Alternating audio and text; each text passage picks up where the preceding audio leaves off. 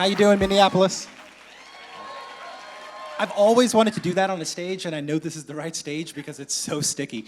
All right, so lots of love. Listen, I'm going to be talking about freeing museums from behind the glass, or as I like to refer to it, how to make it suck less for blind people. But before I do that, I need your help. So I'm going to be having some slides come up automatically, and they will advance whether I want them to or not. So your job is to read the title as they come up. It's 5 words or less. You totally got this. We good? Yeah. All right. All right, so here we go. So Maya Angelou said that people will forget what you said and people will forget what you did, but people will never forget how you made them feel. And I want to take a few moments for us to consider how museums make visitors with disabilities feel these days. So how to be blind at a museum? You show up maybe with a sighted loved one, then you follow the sighted to some kind of exhibit that they probably care about, and then you try not to die of boredom as they read a bunch of content to you about stuff you can't access behind glass. This is frustrating. So, all right, then you go to an exhibit that you probably care about, and then you try not to die of boredom as they read you a bunch of content about stuff that you can't touch or smell or taste. This is even more frustrating. Then we wait. Then you finally realize that the only place you actually can touch stuff is where? The kids section. So why does this happen? What contributes to the lack of accessible exhibits? It doesn't have to be this way.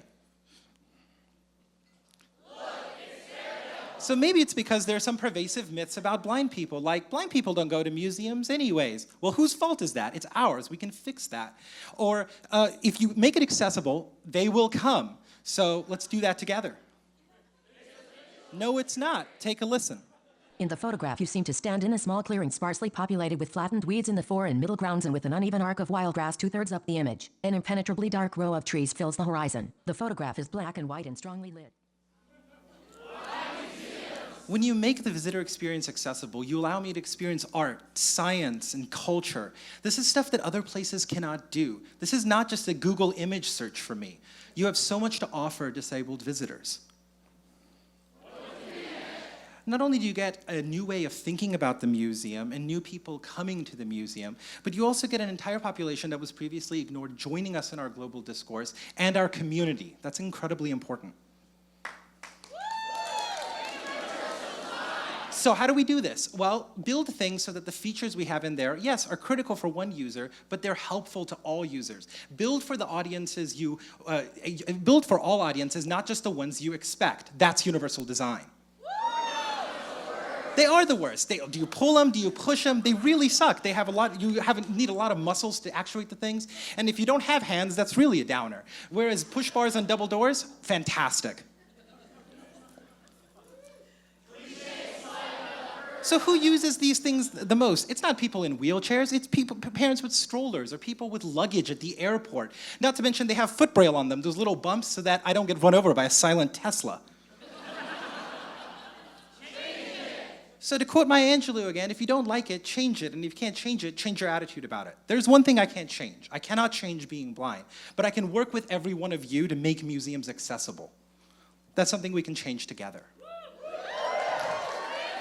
So at the Canadian Museum for Human Rights up in Winnipeg, they have accessible exhibits. There's a keypad, an app, and mobile. Shout out to Bruce Wyman, Corey, and Scott, and everybody else from Winnipeg in the audience. The Museum of Contemporary Art in Chicago. These people are incredible. They are describing thousands of images and making it accessible on their website, not just for blind people, but for everybody. That was one of their descriptions that we heard earlier. So I was at the Capitol, and I got to touch everything, the Hall of Statues. I got to rifle through the Chief Justice's old desk when the Supreme Court was there. It was freaking awesome. It was great.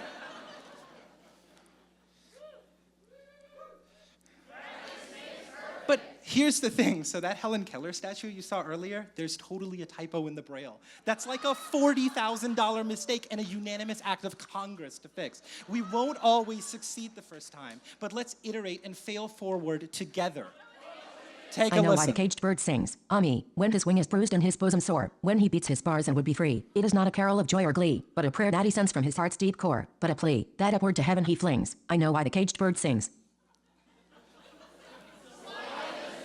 So in this context, the museums, collections, and the visitor experience are behind the glass, begging to be free. And so I give you this promise that I want to work with every single one of you to make this happen. We can, are, and will fix this. Let's free museums from behind the glass. Let's change the way people feel, regardless of functional limitation, when they leave an exhibit. Let's use universal design to make all audiences feel included. This is too important not to. And hold on a second. No.